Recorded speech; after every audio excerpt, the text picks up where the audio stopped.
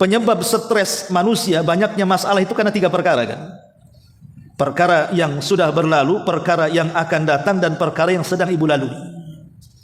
Stres itu, musibah itu datang dari 3 perkara ini. Pertama dari yang sudah lalu. Boleh jadi ibu kehilangan uang, udah sebulan gak ketemu-ketemu. Stres kan Bu ya? Kehilangan dompet sebulan gak ketemu-ketemu. Ya Ustaz, di situ rekeningnya semua tuh, ada 1 M lagi di situ. Kemudian juga mungkin orang yang dicintainya meninggalkan kita, atau mencari barang tak ketemu-ketemu, atau mungkin pernah sukses dulunya akhirnya miskin, jadi stres, kepikiran kan itu. Akhirnya jadi musibah bagi kehidupannya. Atau perkara-perkara yang akan datang yang belum terjadi, ibu sudah stres duluan tuh. Ya, cemana anak saya ke depannya nanti, jadi orang ke jadi apa gitu. Jelas jadi orang Bu. Tapi orangnya seperti apa ya mungkin tak tahu, tapi jelas jadi orang. Orang kok pikir anak saya jadi orang enggak? Udah orang padahal dia. Ya. Kemudian juga terkadang terpikir masa depan. Kalau ibu terutama yang sudah tua-tua biasanya. Kalau yang muda-muda enggak, biasanya usianya sudah 50 tahun ke atas tuh mikirnya panjang biasanya. Apalagi orang yang sudah hijrah. Ya, kalau orang yang belum hijrah enggak akan mikir ke situ. Tapi biasanya orang yang sudah hijrah itu pasti mikir ke situ. Nanti kalau sudah saya tua, sudah 60-70 tahun sakit, apakah anak saya merawat saya? Apakah anak saya mendoakan saya? Apakah anak saya itu kalau saya mati mendoakan baik kepada saya? Pasti akan terpikir tuh ke situ tuh. Sehingga dia akhirnya stres tuh mikir itu. Dibayang-bayangi dengan anak-anaknya. Ya. Atau mungkin sekarang perkara yang ibu hadapi. Ibu menghadapi suami yang kurang ajar, anak-anak yang nggak taat sama orang tua juga yang keras kepala. Pokoknya musibah pikiran itu ada saja. Entah mikir yang lama, entah mikir yang baru, entah mikir yang akan datang. Tapi kalau ibu bisa jalani dengan sabar, hanya duduk, temenung, sabar saja, itu sudah menjadi penyebab dosa-dosa kita akan diampuni. Bismillahirrahmanirrahim.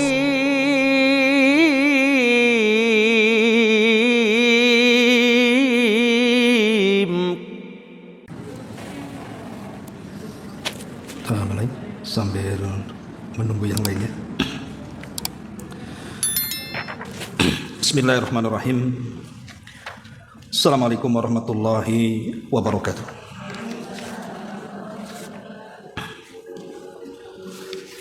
Alhamdulillah wassalatu wassalamu ala Rasulillah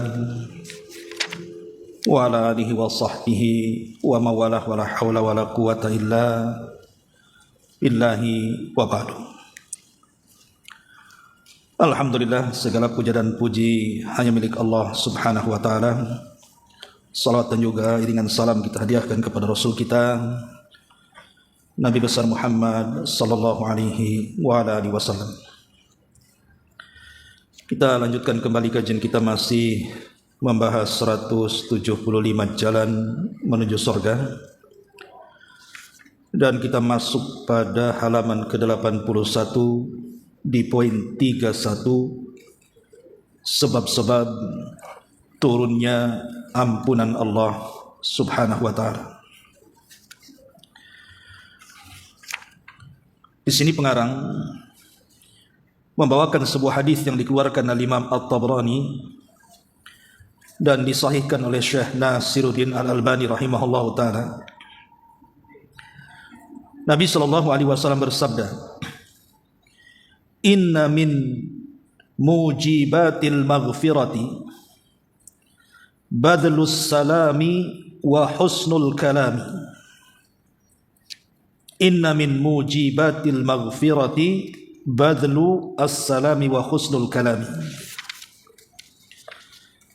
Sesungguhnya di antara penyebab-penyebab besar tentang turunnya ampunan adalah menyebarkan salam dan juga berbicara dengan bicara yang santun. Di sini Nabi sallallahu alaihi wasallam menyebutkan 2 sebab terbesar yang mengakibatkan ampunan Allah turun kepada kita. Pertama, perbanyak salam, dan yang kedua, berbicaralah dengan pembicaraan yang baik dan santun. Baik ma'asyiral muslimat yang dimuliakan Allah subhanahu wa ta'ala, saya, ibu atau siapapun yang hidup di dunia ini pasti sehari-hari melakukan dosa. Tidak mungkin kita ini tidak melakukan dosa. Apakah dosa itu terang-terangan atau sembunyi-sembunyi? Apakah dosa itu disengaja ataupun tidak disengaja? Yang jelas bahwa manusia itu melakukan dosa. Dan biasanya dosa itu memiliki efek samping yang buruk bagi kehidupan kita. Makanya setiap hari minimalnya kalaupun kita melakukan dosa, tapi iringilah dengan meminta ampunan Allah Subhanahu wa taala, supaya setiap hari kita bersih dari dosa. Dengan cara apa? Lah di sini Nabi SAW menyebutkan dua amalan. Kalau kita ingin banyak mendapatkan ampunan Allah Subhanahu wa taala, maka lakukan dua perkara. Pertama, badlus salami, dan yang kedua, husnul kalam. Badlus salam artinya menyebarkan salam. Dan husnul kalam artinya seseorang berusaha untuk bicara yang santun kepada manusia. Dan dua-duanya amalan penyebab turunnya ampunan Allah Subhanahu wa taala. Dan dua-duanya bukan perkara berat. Bukan ibu harus nabung kemudian pergi ke tanah haram seperti haji dan umrah, itu terlalu berat. Tidak semua orang sanggup berjalan ke sana. Ataupun menunggu waktu seperti sholat 5 waktu, harus nunggu zuhur jam sekian, asar sekian, maghrib sekian, isya subuh jam sekian.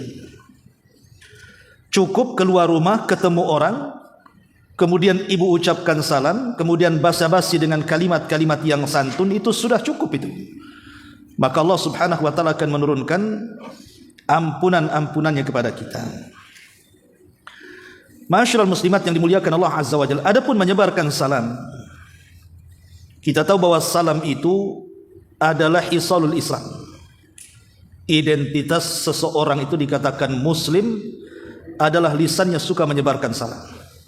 Jadi ciri seorang muslim itu tampak dari ucapan salam. Kalau ibu ada di negeri kafir, tiba-tiba kemudian ada yang lewat mengucapkan salam dengan salam yang jelas, pasti kita akan langsung berhusnudzon dia orang muslim. Walaupun dia tidak menggunakan atribut muslim. Karena memang salam itu bagian daripada khisal al-Islam. Identitas seorang muslim. Ketika ada seorang laki-laki di zaman Nabi SAW bertanya, ayyul islami khairun? Rasul, keislaman seseorang yang paling baik itu apa? Maka Nabi SAW mengatakan, tut'imut ta'ama wa taqra'us salama ala man arafta wa man lam ta'rif. Engkau memberi makan orang-orang yang berhajat kepada makan, atau engkau melemparkan salam kepada orang yang kau kenal atau kepada orang yang kau tak kenal. Lihat di sini Nabi menjawab ketika ada sahabat yang mengatakan muslim yang baik itu apa? Maka Rasul mengatakan salah satunya muslim yang suka menyebarkan salam. Jadi orang yang suka menyebarkan salam, ibu sedikit-sedikit ketemu orang salam, sedikit-sedikit ketemu orang salam, maka itu tanda keislaman baik pada seseorang.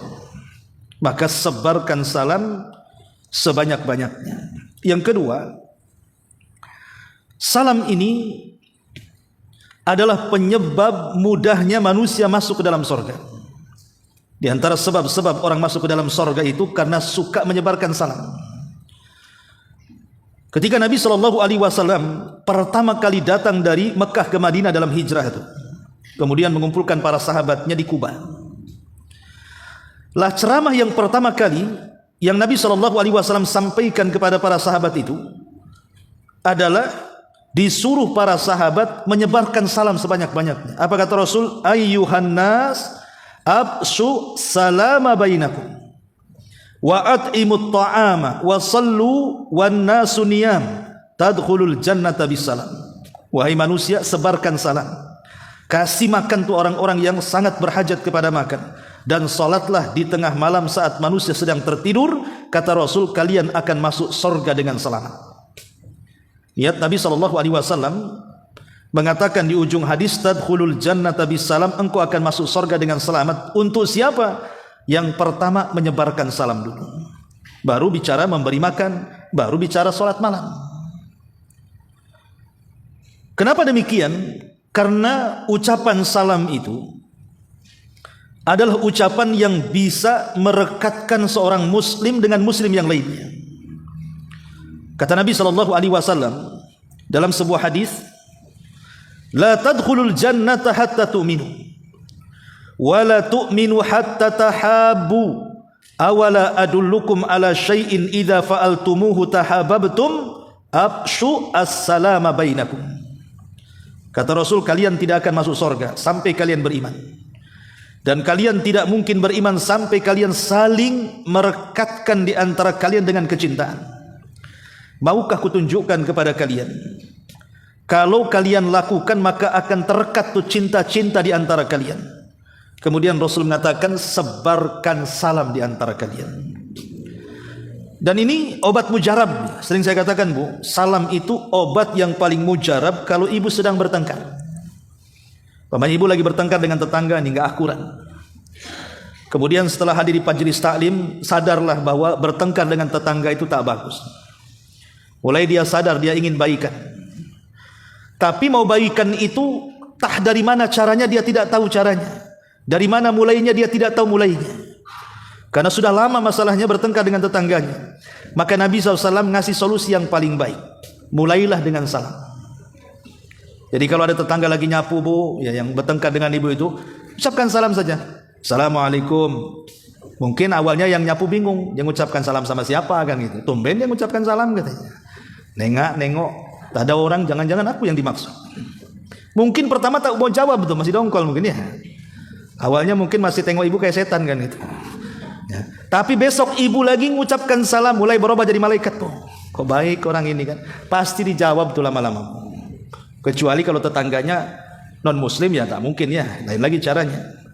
Tapi kalau tetangga kita muslim, itu paling mudah itu dengan mengucapkan salam. Assalamualaikum, assalamualaikum, terus saja lama-lama dijawab. Ya. Jadi memang itulah keajaiban salam di sini. Bisa menjadikan orang itu yang tadinya musuhan jadi kawan. Ma'asyiral muslimat yang dimuliakan Allah Subhanahu wa taala. Dan bukan hanya itu, dalam hadis ini mengatakan kalau kita terus mengucapkan salam, itu pula yang menjadikan sebab kita mendapatkan ampunan Allah Subhanahu wa taala. Kemudian yang keempat, bahwa orang yang mengucapkan salam itu dia mendapatkan fursatun likasbil hasanati. Dia punya satu kondisi untuk mengumpulkan banyak kebaikan. Dalam sebuah hadis, ada seorang laki-laki datang kepada Rasul. Kemudian laki-laki ini mengucapkan Assalamualaikum. Maka Nabi SAW mengatakan orang ini mendapatkan 10 kebaikan. Karena ucapan dia Assalamualaikum itu dia sudah mendapatkan 10 kebaikan. Kemudian datang lagi yang lainnya mengucapkan salam, cuman agak panjang, Assalamualaikum warahmatullahi. Maka kata Rasul, kalau yang itu tuh, itu 20 kebaikan tuh. Tiba-tiba datang lagi yang lainnya, lengkap pula dia salamnya, Assalamualaikum warahmatullahi wabarakatuh. Kata Rasul, itu yang itu agak banyak tuh, 30 dia dapat katanya. Ya, ibu tinggal milih mau dapat 10, Assalamualaikum saja. Mau dapat 20 tambah Assalamualaikum warahmatullahi. Mau dapat 30, sempurnakan Assalamualaikum warahmatullahi wabarakatuh. Ya. Jadi salam itu sendiri bukan hanya akan mendapatkan ampunan dari Allah Subhanahu wa taala, tapi setiap pengucapannya itu dapat pahala. Bahkan lebih daripada itu, Bu, kalau ibu mengucapkan salam ini ketika masuk ke dalam rumah. Walaupun di rumah itu tidak ada siapapun, anggaplah mungkin suami lagi kerja, anak-anak lagi sekolah, ibu pulang dari pengajian, paling ini belum pada datang anak-anak, suami belum pulang juga sore, nggak ada orang. Ya. Tapi ibu tetap mengucapkan salam, walaupun kunci ibu yang pegang gitu ya. Buka pintu, bismillah, kemudian ibu mengatakan Assalamualaikum. Ustaz kan nggak ada yang jawab, ada yang jawab, malaikat tuh yang jawab. Ya, malaikat yang jawab. Lah kalau kita senantiasa masuk rumah membaca basmalah dan mengucapkan salam, maka rumah itu dipastikan penuh dengan berkah. Karena Nabi SAW pernah mengatakan kepada Anas ibn Malik radhiyallahu an, ya Anas, idza dakhalta ala ahlika fasallim. Wahai Anas, kalau kau masuk rumah, ucapkan salam. Ya. Kemudian Rasul memberikan alasannya, yakun barakatan alaika wa ala ahli baitika. Karena ucapan salamu akan membawa berkah untukmu dan juga untuk seluruh keluargamu. Jadi kita yang mengucapkan dapat berkah, dan keluarga yang mendengarkan juga dapat berkah. Jadi salam itu hakikatnya membawa berkah dalam kehidupan. Dan banyak lagi, dan ini sudah saya jelaskan ya, tentang keutamaan salam itu. Yang jelas bahwa dari sekian banyak keistimewaan salam yang dicantumkan dalam hadis ini, salah satunya adalah mendatangkan ampunan. Jadi kalau ibu merasa banyak hutang, banyak dosa kepada Allah Azza wa Jalla, maka sebarkan salam di mana-mana. Kalau mungkin ibu dengan sengaja setiap melakukan dosa, sholat 2 rakaat taubat, kemudian berdoa minta ampun, mungkin agak ribet dengan itu. Ya bisa ibu lakukan di tengah-tengah kesibukan, tapi sampai kapan seperti itu? Maka di sini Nabi memberikan solusi yang gampang. Solusi yang gampang, cukup sebarkan salam, tanpa sadar dosa-dosa ibu sudah diampunkan. Seperti yang dilakukan oleh Ibnu Umar radhiyallahu anhuma yang sudah saya jelaskan. Setiap hari Abdullah ibn Umar itu kalau tidak ada pekerjaan, kalau tidak ada kesibukan, kalau tidak sedang safar, maka setiap hari dia datang ke pasar hanya untuk menyebarkan salam. Ketemu penjual, assalamualaikum. Ketemu pembeli, assalamualaikum. Bayangkan kalau satu pasar itu 1000 orang, berarti 1000 orang yang dia salami, 1000 ampunan yang dia dapati. Jadi kalau ibu ingin dapat ampunan sebanyak-banyaknya, pulang dari sini salami semua orang tuh. Yang ketemu orang di jalan, assalamualaikum. Terus, apalagi jalan kaki bukan, banyak ketemu orang tuh. Apalagi ke mall. Ya, mungkin kalau ibu nyalami orang mall, mungkin jadi perhatian bu. Ya, nggak masalah ya, ibu sedang mensyiarkan syiar Islam. Karena memang syiar salam ini semakin hari semakin tidak ada. Apalagi dengan banyaknya bahasa yang merubah dari kalimat salam. Assalamualaikum jadi hello. Hello kan itu ya. Bukan assalamualaikum. Halo, halo. Assalamualaikum bu, jangan halo, halo. Ya. Jadi banyak bahasa-bahasa yang merubah salam itu yang jadi masalah. Jadi syiarnya mulai kurang. Kemudian yang kedua, Nabi SAW mengatakan wa husnul kalam. Selain salam, kata Nabi SAW, wa husnul kalam. Kalau bicara, maka yang keluar dari kata-katanya itu semua pembicaraan yang baik. Dia akan memilih diksi, akan memilih kata, akan memilih mufradat, kosakata yang terbaik. Karena dalam semua bahasa, apalagi negeri kita kan, itu masing-masing bahasa itu kan ada yang santun. Maksudnya kalau di Jawa itu ada namanya bahasa kromo, nanti di bawahnya lagi ada bahasa biasa, ada yang bahasa kasar gitu ya. Kemudian bahasa Sunda juga sama, bahasa Padang juga sama. Saya kira semua bahasa di negeri kita, di daerah-daerah itu yang berbeda, mufradatnya satu dengan yang lain itu pasti punya bahasa halus. Jadi kalau seandainya kita berusaha untuk memakai bahasa halus itu, maka itu sebab ampunan yang Allah Subhanahu wa taala berikan kepada kita. Karena Allah Subhanahu wa taala sangat memerintahkan kepada kita untuk berbicara dengan pembicaraan yang baik. Wa qulu lin-nasi husna, kata Allah. Katakan kepada manusia itu ucapan-ucapan yang baik. Dalam sebuah hadis yang dikeluarkan oleh Imam Ahmad dan dinyatakan sahih oleh Syekh Albani rahimahullahu taala, Rasul pernah mengatakan seperti ini. Inna fil jannati ghurafun yura zahiruha min batiniha wa batinuha min zahiriha. Di sorga itu ada satu ruangan berkaca. Jadi ada satu kamar yang sangat indah yang terbuat dari kaca sorga, di mana orang yang di dalam mampu melihat keluar, orang yang di luar mampu melihat ke dalam, saking beningnya kaca itu. Dan tentu rumah kaca di sorga jauh lebih indah dibandingkan rumah kaca di dunia. Sehingga kemudian Abu Musa al-Ash'ari radhiyallahu an ketika mendengar bahwa di sorga itu ada rumah kaca yang sangat indah sekali, dia coba menanyakan kepada Nabi SAW, ya Rasulullah, wahai Rasul, liman, untuk siapa rumah indah itu?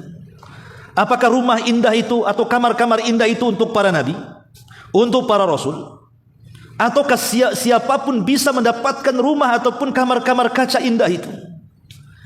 Maka Nabi SAW mengatakan, ya Aba Musa, Semua orang bisa mendapatkannya dengan beberapa amalan ini.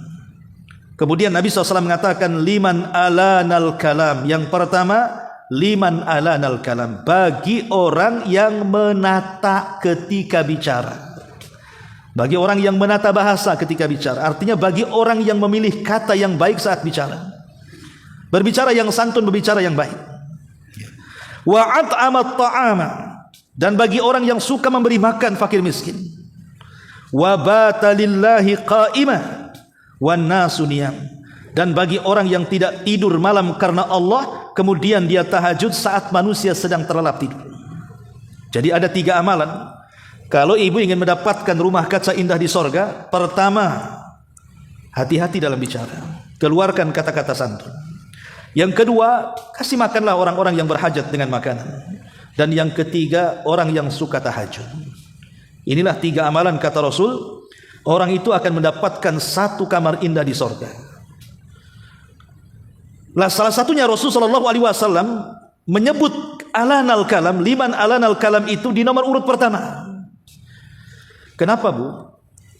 Nabi sallallahu alaihi wasallam meletakkan di sini orang yang bicaranya santun diletakkan di urut pertama, baru kemudian amalan-amalan yang lainnya. Karena amalan-amalan kebaikan yang lainnya, apakah itu dalam bentuk solat, apakah dalam bentuk puasa, ataukah dalam bentuk sedekah, itu ditentukan dengan ucapan lisan. Jadi kalau ibu mengucapkan kalimat-kalimat baik, kalimat-kalimat santun, maka amalan-amalan sunnah yang lainnya itu akan dianggap oleh Allah. Tapi kalau ucapan kita ini tidak santun, menyakiti orang, maka tidak ada gunanya solat malamnya itu. Tidak ada gunanya puasa sunnahnya, tidak ada gunanya sedekahnya. Karena ada seorang laki-laki datang menemui Rasul, bertanya, Rasul, ada seorang wanita. Lihat bagaimana Rasul ditanya oleh seorang sahabat, dan yang dicontohkan wanita, bukan laki-laki. Ya, rupanya memang sumpah serapah, doa-doa laknat, ucapan-ucapan kasar itu lebih banyak diucapkan kaum wanita dibandingkan laki-laki. Makanya kemudian sahabat ini mencontohkan perempuan. Ada seorang wanita, wahai Rasul, itu kalau malam sholat malam, kalau siang puasa sunnah, kalau punya harta disedekahkan. Tapi satu penyakitnya, dia suka menyakiti tetangganya. Kata Rasul, kebaikannya tidak bernilai dan wanita itu dipastikan masuk neraka. Nah inilah pentingnya kemudian seseorang itu kalau bicara, maka jaga kata-katanya. Kalau kita bisa mengungkapkan satu kata-kata yang santun dan membuat orang senang dan hati lapang, maka tanpa sadar ampunan akan turun kepada kita. Karena di antara sebab yang kedua turunnya ampunan adalah wa husnul kalam, baik dalam ucapan. Maka dari sekarang yang suka latah-latah itu, Bu, ya, ganti latah-latah itu dengan zikir-zikir. Kan ada orang yang kaget latah itu kadang-kadang nyebut macam-macam kan, Bu, ya. Ya. Kalau di iklan itu biasanya nyebut jangkrik biasanya. Aduh, kaget jangkrik kan itu ya. Kan bisa diganti dengan istighfar, astagfirullah. Itu dibiasakan, Bu, latah-latah itu, supaya, karena kan latah ini kan dia tanpa sadar ngucap tuh masalahnya.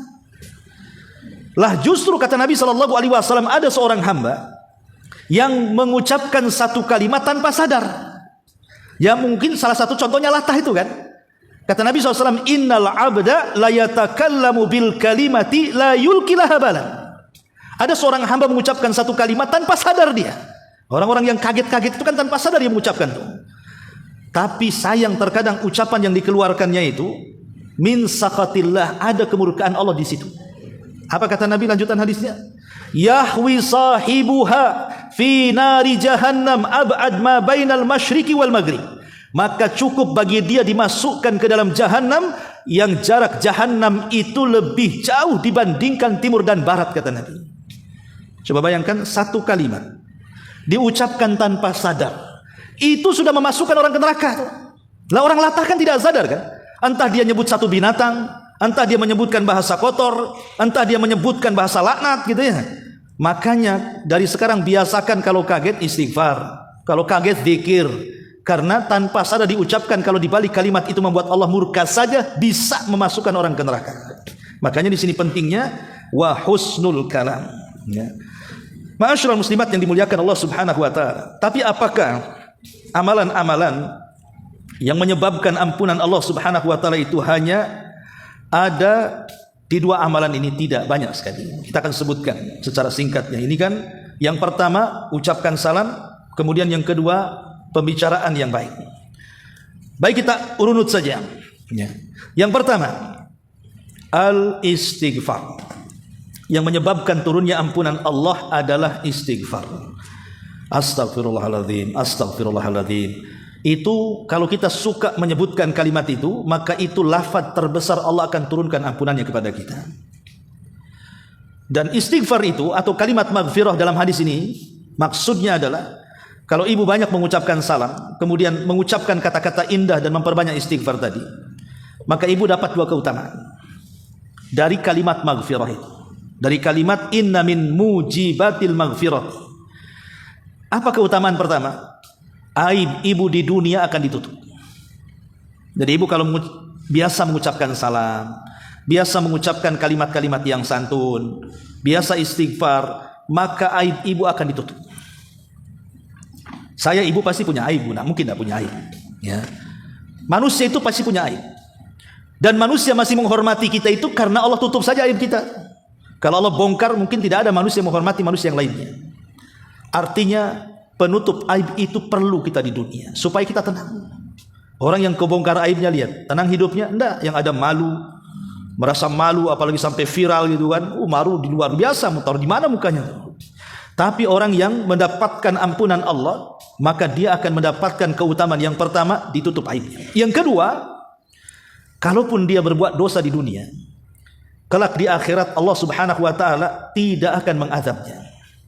Kalau orang mendapatkan ampunan dari Allah Subhanahu wa taala, pertama di dunia Allah tutup aibnya, yang kedua di akhirat Allah tidak akan mengazab akan dosa-dosanya. Luar biasa tuh, ya. Cukup dengan menyebarkan salam atau menata bahasa yang santun. Ya. Kemudian juga perbanyak istighfar. Kemudian juga yang kedua, al-muhafadzatu 'ala shalah. Menjaga salat 5 waktu. Nabi SAW mengatakan, "Ara'aitum law anna nahran bi babi ahadikum." Bagaimana pendapat kalian? Kalau di depan rumah kalian itu ada sungai jernih banget gitu ya. Memang langsung dari sumbernya, tidak ada kotor-kotornya sama sekali. Bening, bersih, tawar gitu. Bagaimana pendapat kalian kalau di depan rumah kalian ada sungai seperti itu? Kemudian Rasul mengatakan, "Yaghtasilu minhu kulla yaumin 5 marrat." Di mana di antara kalian dalam sehari minimalnya 5 kali kalian mandi. Kemudian Rasul mengatakan, "Hal yabqa min daranihi syai'un?" Kira-kira badanmu itu masih kotor atau bersih? Maka sahabat mengatakan, "La yabqa min daranihi syai'un." Itu bersih wahai Rasul. 5 kali mandi apa enggak bersih? Ibu saja saya enggak yakin 5 kali sehari mandi. Ya kan? Paling mungkin kalau malas ya sekali aja kan. Pagi dingin lah, nanti siang-siang atau sore gitu ya. Kalau suami mungkin seminggu sekali, kecuali mandi besar aja dia. Artinya bahwa kalau orang mandi 5 kali sehari apa enggak bersih itu? Lah kata Rasul, begitulah orang yang melaksanakan salat 5 waktu. Dosa kita akan digempur dengan duhur, asar, maghrib, isya, subuh. Maka sehari-hari dia tidak akan mau dosa itu dengan salat itu. Karena salat itu pembawa ampunan. Kemudian yang ketiga, muwafaqatul musalli lil hamdi ma'al malaikati akbar raf'i minar ruh.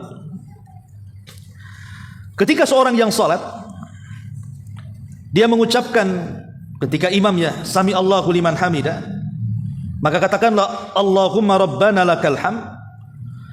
Jadi ketika ibu menyebutkan rabbana walakal hamd, ucapan rabbana walakal hamd, apabila mencocoki ucapan itu dengan ucapan para malaikat, maka saat bangkit daripada ruku, maka itu penyebab ampunan. Disebutkan dalam hadis, idza qala al-imamu sami Allahu liman hamida, faqulu Allahumma rabbana lakal hamdu, fa innahu man wafaqa qawluhu qaulal malaikati ghufira lahu ma taqaddama min dhanbi. Jadi kalau ibu salat jamaah, kemudian imam mengucapkan sami Allahu liman hamida, apa yang ibu baca? Rabbana walakal hamd. Lah ucapan Rabbana walakal hamd ini kalau mencocoki ucapan dia dengan ucapan para malaikat yang sedang sholat juga, maka dosa-dosanya akan diampuni. Makanya dalam gerakan sholat yang sering saya ulang-ulang, Bu, yang harus ibu perhatikan itu kan 2. Pertama ketika ruku, dan yang kedua ketika sujud. Itu 2 kondisi, tolong saat sholat itu jangan dibuat main-main. Karena saat ibu takbiratul ihram Allahu Akbar, begini ya, takbiratul ihram pertama, dosa ibu oleh Allah diletakkan di dua tempat. Pertama diletakkan di punggungnya, di pundaknya di sini. Yang kedua diletakkan di kepalanya. Kalau seandainya dia sedang ruku, maka dosa-dosa yang ada di pundak itu akan berjatuhan. Dan kalau ibu sedang sujud, maka dosa-dosa yang di kepala itu berjatuhan. Makanya kenapa Nabi SAW itu ketika dikisahkan oleh Aisyah radhiyallahu anha saat salat tarawih itu, jangan kau tanya indahnya salatnya Nabi. Panjang rukunya sama dengan berdirinya, dan panjang sujudnya sama dengan rukunya. Karena di dua tempat itulah penentuan digugurkannya dosa orang yang sedang salat. Kan tujuan salat itu selain ingin mendapatkan pahala, itu salah satunya kan ingin menggugurkan dosa kita. Maka saat ruku itu gugur dosanya. Dan saat bangkit dari ruku ketika mengucap Rabbana walakal hamd, kalau ucapan itu bertepatan dengan ucapan para malaikat, diampuni dosanya. Nah, ini yang ketiga. Kemudian yang keempat, az-zikrul al-warid ba'da al-adhan. Jangan lupakan Bu, kalau ibu mendengar suara azan, umpamanya rumah ibu di samping musola, di samping masjid, atau tidak di samping tapi kedengaranlah azan itu. Maka kalau ibu ada kesibukan sambil masak gitu ya, sambil nyuci, sambil apa, tapi jangan di kamar mandi ya, karena menjawab zikir di kamar mandi kan tak boleh, maksudnya di luar kamar mandi ya. Jadi kalau ibu kemudian mendengar suara adzan, tugas ibu yang pertama apa? Ikutilah suara muadzin. Kata muadzin Allahu Akbar, ibu katakan Allahu Akbar. Muadzin mengatakan Allahu Akbar, ibu katakan Allahu Akbar. Muadzin mengatakan asyhadu an la ilaha illallah, ibu katakan asyhadu an la ilaha illallah. Terus sama persis dengan ucapan muadzin, kecuali di dua tempat. Apa itu? Ketika muadzin mengatakan hayya 'alas shalah ataupun hayya 'alal falah, maka ibu cukup mengucapkan la haula wala quwata illa billah. Jadi dua lafaz ini ibu ucapkan la haula wala quwata illa billah. Kemudian kalau muadzin menutup Allahu Akbar la ilaha illallah, maka ibu juga mengucapkan kalimat sama. Lah setelah ibu mendengarkan suara azan ini, jangan lupa Bu, ibu membaca doa yang diajarkan Rasul. Ya selain Allahumma rabb hadhihi da'wati tamma, ini sudah ma'ruf ya. Tapi di sana ada tambahan. Apa tambahannya? Asyhadu an la ilaha illallah wahdahu la syarikalah wa asyhadu anna Muhammadan abduhu wa rasuluh raditu billahi rabban wa bi Muhammadin rasulan wa bil islami dinan ghufira lahu min dzambihi. Maka dosa-dosa orang yang mengucapkan kalimat ini akan berguguran. Jadi ibu ucapkan kalimat ini setelah menjawab azan, kemudian membaca salawat Allahumma rabb hadhihi da'wati tamma was salatil qa'imah. Baru setelah itu ibu baca syahadat di sini, asyhadu an la ilaha illallah wahdahu la syarikalah wa asyhadu anna Muhammadan abduhu wa rasuluh raditu billahi rabbil wa bi Muhammadin rasulah. Kemudian wabil islami dinan. Maka Rasul tutup kalimatnya ghufira lahu ma taqaddama min dzambi. Maka dosa-dosanya akan berguguran. Ini yang keempat. Yang kelima, isbagul wudu wal mashyu ilal masajid. Sempurnakan wudu, langkahkan kaki ke masjid. Karena setiap langkah-langkah kaki ke masjid itu akan menghapus dosa dan menambah pahala. Dan setiap orang berwudu, tetesan-tetesan yang keluar dari anggota wudu itu mengeluarkan dosa. Kemudian yang keenam, az-zikru ba'dal wudu. Berzikir setelah berwudu. Habis berwudu jangan diam saja, tapi ada zikirnya, asyhadu an la ilaha illallah wa anna Muhammadan abdullahi wa rasuluh. Cuman situ saja, ngomong gitu aja Bu, ngomong dua kalimat syahadat, asyhadu an la ilaha illallah wa anna Muhammadan abdullahi wa rasuluh. Apa kata Rasul? Kalau dia mengucapkan kalimat ini setelah wudu, maka kata Nabi, dosa-dosanya akan diampuni. Bukan hanya itu saja, pintu-pintu sorga akan dibuka. Jadi cukup mengucapkan dua kalimat syahadat setelah wudu. Kemudian juga yang nomor 7, berzikir setelah sholat wajib, utamanya istighfar. Ibu sholat wajib nih, zuhur, selesai salam, ucapkan istighfar 3 kali. Astaghfirullahaladzim, astaghfirullahaladzim, astaghfirullahaladzim. atau astaghfirullahaladzim wa atubu ilaih, astaghfirullahaladzim wa atubu ilaih, astaghfirullahaladzim wa atubu ilaih. Intinya istighfar, ya.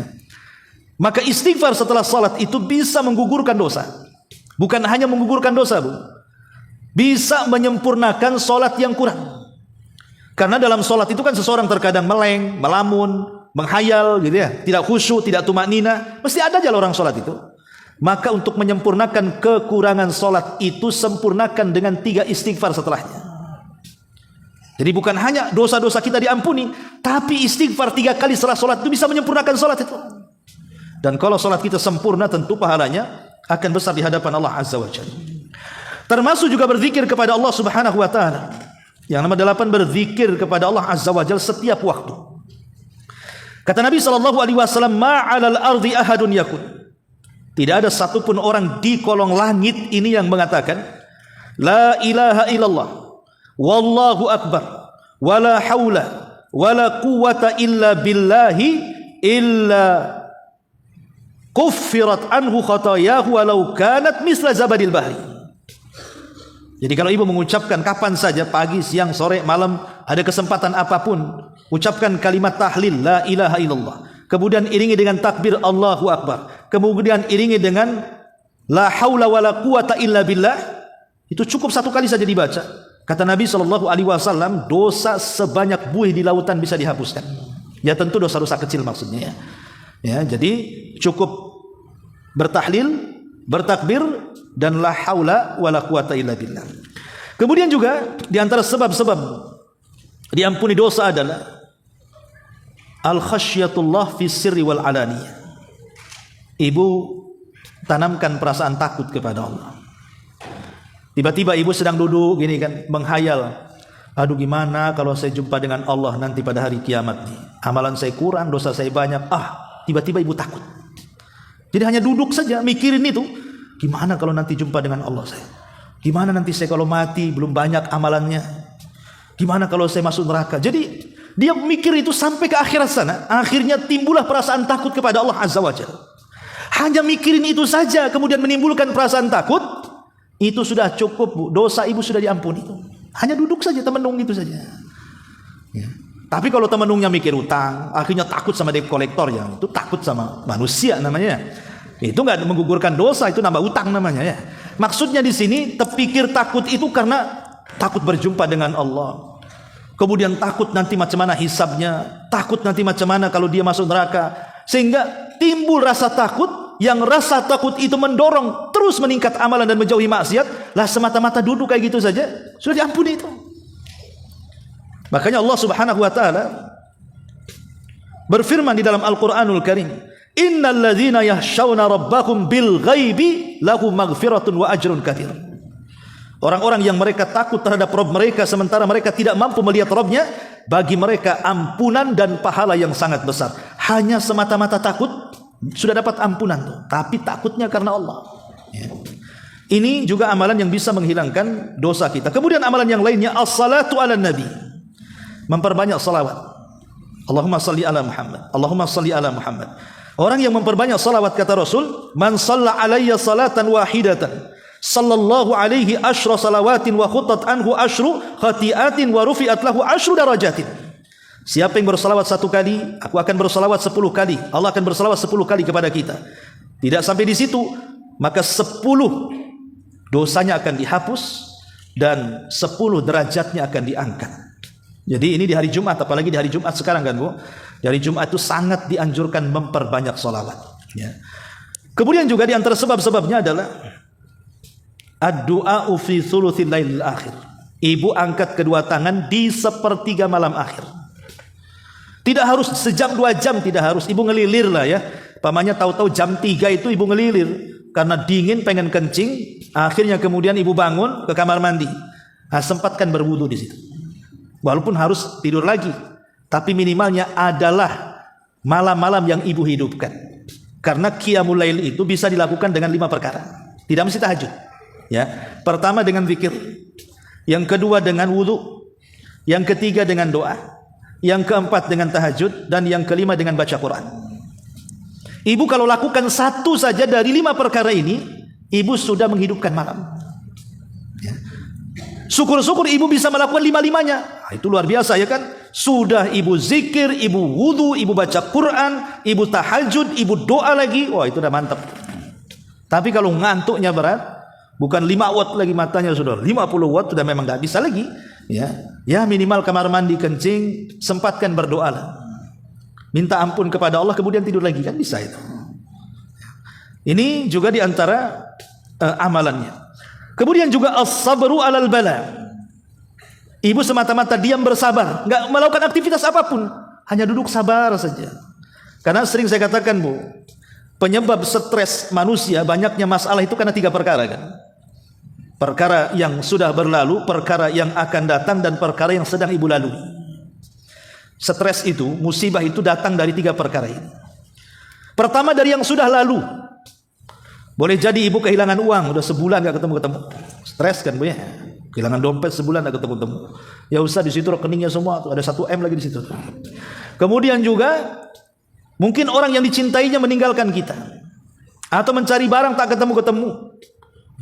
Atau mungkin pernah sukses dulunya akhirnya miskin, jadi stres, kepikiran kan itu. Akhirnya jadi musibah bagi kehidupannya. Atau perkara-perkara yang akan datang yang belum terjadi, ibu sudah stres duluan tuh. Cemana anak saya ke depannya nanti, jadi orang ke jadi apa gitu. Jelas jadi orang Bu. Tapi orangnya seperti apa ya mungkin tak tahu, tapi jelas jadi orang. Orang kok pikir anak saya jadi orang enggak? Udah orang padahal dia. Kemudian juga terkadang terpikir masa depan. Kalau ibu terutama yang sudah tua-tua biasanya. Kalau yang muda-muda enggak, biasanya usianya sudah 50 tahun ke atas tuh mikirnya panjang biasanya. Apalagi orang yang sudah hijrah. Ya, kalau orang yang belum hijrah enggak akan mikir ke situ. Tapi biasanya orang yang sudah hijrah itu pasti mikir ke situ. Nanti kalau sudah saya tua, sudah 60 70 tahun sakit, apakah anak saya merawat saya? Apakah anak saya mendoakan saya? Apakah anak saya itu kalau saya mati mendoakan baik kepada saya? Pasti akan terpikir tuh ke situ tuh. Sehingga dia akhirnya stres tuh mikir itu. Dibayang-bayangi dengan anak-anaknya. Ya. Atau mungkin sekarang perkara yang ibu hadapi. Ibu menghadapi suami yang kurang ajar, anak-anak yang enggak taat sama orang tua juga yang keras kepala. Pokoknya musibah pikiran itu ada saja. Entah mikir yang lama, entah mikir yang baru, entah mikir yang akan datang. Tapi kalau ibu bisa jalani dengan sabar, hanya duduk, temenung, sabar saja, itu sudah menjadi penyebab dosa-dosa kita akan diampuni. Ya, karena sabar itu memang ibarat kepala dalam badan Bu. Kalau kepala hilang dari badan, maka badan ini akan mati. Maka sabar dalam kehidupan itu gitu. Kalau ibu tidak sabar, gak usah hidup. Ya, karena dia bagikan kepala dalam badan. Kemudian juga al-adhkar fis sabahi wal masa. Zikir di pagi dan petang ini juga bisa. Termasuk hudzur majalis salihin. Ibu hadir di majelis-majelis ilmu, majelis-majelisnya orang baik. Karena orang yang hadir di majelis taklim itu biasanya orang yang baik atau orang yang ingin baik. Pasti orang-orang hadir di majelis taklim tentu itu. Dia ada keinginan baik, akhirnya hadir di majelis ilmu, atau memang dia sudah baik ingin memperbaiki. Maka gabunglah dengan majelis-majelis seperti itu, karena Rasul yang mengatakan majalasa qaumun majlisan yadhkurullaha azza wa jalla fihi fayakumuna hatta yuqalu lahum qumu qad ghafarallahu lakum dzunubakum wa buddilat sayyi'atukum hasanat, kata Rasul. Tidaklah satu kaum bermajlis, dalam majlis itu mengingat Allah, karena majlis taklim, ya.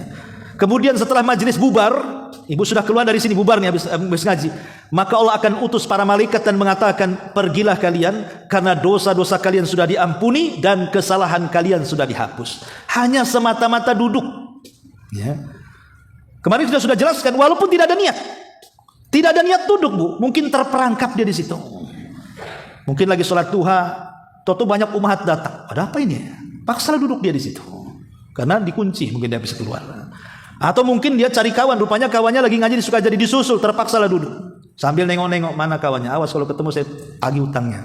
Yang jelas dia duduk aja di situ, dia nggak ada tujuan lain, mungkin mau apa gitu, tapi dia duduk di situ. Karena itu ditanyakan oleh para sahabat Rasul, ada seseorang yang duduk di situ itu tidak dalam rangka niat bermajelis taklim. Apa kata Rasulullah? Humul kaum la yashqa jalisuhum. Mereka adalah kaum yang tidak akan celaka teman duduknya dan mereka akan diampuni dosa-dosanya. Apalagi orang yang sengaja datang untuk duduk di majelis taklim, yang nggak sengaja saja diampuni dosanya. Ya, maka hadirlah ataupun cintailah majelis ilmu. Termasuk juga salatu rakaataini ba'dal wudu. 2 rakaat setelah wudu. Ya, 2 rakaat setelah wudu. Ibu wudu masih basah tuh, ibu wudu. Kalau sudah kering, sebagian ulama mengatakan tidak disunahkan sholat sunnah wudu. Jadi sholat sunnah wudu itu kalau masih basah dengan air wudu, baru ibu sholat 2 rakaat, itu disebut sholat sunnah wudu. Ada sebagian ulama mensyaratkan harus masih basah. Kalau sudah kering sudah tidak sunnah lagi. Ya. Kemudian juga ar-rahamatu bil hayawan, termasuk juga memberikan kasih sayang kepada binatang. Ya, umpamanya kasihan banyak kucing-kucing di sekitar, ya beli makanan taruh gitu saja ya. Nah, itu kan maksudnya tidak berlebihan. Yang berlebihan itu kalau ibu melihara kucing anggora sampai 10, itu perharinya berapa bu tuh? Boleh jadi mungkin ibu ngasih jajan kucing lebih besar daripada anak-anaknya kan? Boleh jadi mungkin ibu bisa masak kangkung hari-hari untuk suaminya, kucingnya itu yang enak-enak, itu kan lebih mahal tuh makanan kucing itu. Nah, itu udah berlebihan. Ya, hobi-hobi tapi jangan berlebihan. Nah, boleh kan itu. Apalagi kotoran kucing, kencing kucing itu najis ya. Maka sebaiknya kalau melihara kucing itu dalam rumah, teras rumah aja, kasih kandang kan gitu ya. Ya sekali-kali mungkin masuk ke rumah nggak apa-apa. Tapi kalau umpamanya di dalam rumah nanti masuk ke kamar sholat, duduk di situ habis kencing lagi, ya, duduk ke kamar tidur, ikut tidur pula di situ. Nah ini kan berlebihan kalau melihara binatang. Ya sayang tapi terkadang lebih sayang sama kucing daripada suaminya. Itu kucing ibu bisa dielus-elus kepalanya. 1 tahun tidak pernah ngelus kepala suami coba. Kok bisa bu ya? Kan itu berlebihan ibu. Masa sama binatang sesayang itu? Nanti suaminya marah nanti. Ya. Nah ini diantaranya bagaimanapun ya rahmat kepada binatang yang sewajarnya. Ya. Kemudian juga termasuk juga doa kafaratul majlis. Itu penting, doa kafaratul majlis. Ya. Kenapa ditutup dengan doa kafaratul majlis? Karena juga sampai di sini kajiannya. Ya. Jadi ibu doa kafaratul majlis supaya dosanya diampuni. Tapi sebelum saya tutup dengan doa kafaratul majlis, kita buka tanya jawab, silakan.